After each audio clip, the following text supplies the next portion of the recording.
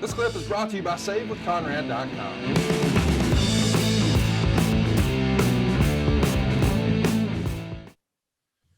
Here's one that, it's going to be controversial. Tim Burr wants to know what exactly happened with Shawn Stasiak supposedly recording wrestlers. Who complained about it?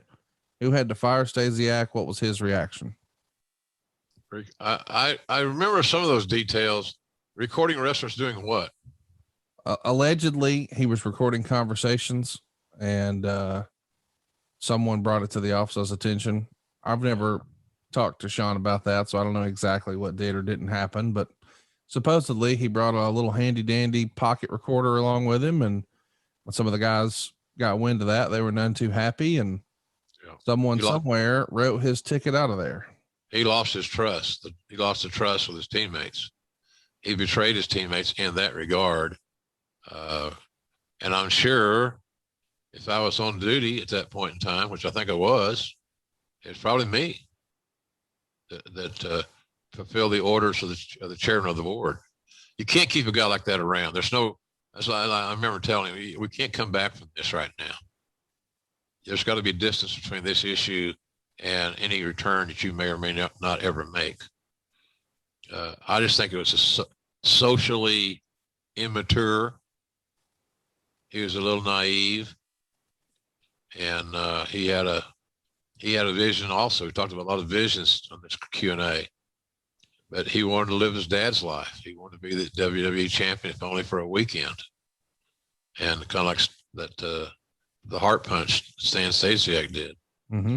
So, once you lose the confidence and the trust of your teammates, there's not really any compromise or coming back from Conrad. Now, if you're the main event guy, they'd have figured it out.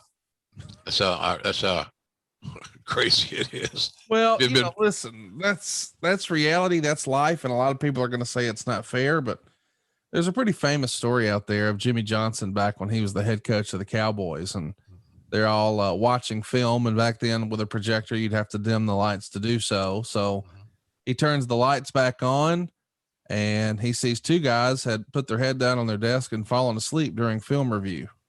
So he went to the back of the room, shook a third string linebacker and said, "Pack your shit. You're cut. You're out of here. Get your ass out of here." And walked towards the front of the room to continue the meeting. And on his way, shook the second player who had fallen asleep. And he said, "Hey, Emmett, wake up." Yeah. So that's unfortunate, but that's reality. That's it. That's exactly right. So, and that's a good story. I've heard that story. It's a good one. Jimmy Johnson also said, and I use this philosophy a lot, if I can't solve your problem, Conrad, I'm going to eliminate it. Yep. That's our options. Solve the problem or eliminate the problem. You can't just leave it and hope it goes away on its own organically. It evaporates. That doesn't jive. But that's a good story. It's a good illustration of what we're talking about here. We can't use you because the boys are not going to want to work with you. It just puts it into a very uncomfortable situation. And then you ask, well, why did you do it? Right. What is your reason for doing it? Was there, if you're recording big drug deals or attempt to overthrow the government or whatever, then okay. But that's not what it was. It was just, it was so irrational and so ridiculous. It's hard to justify any reason that he would have done that.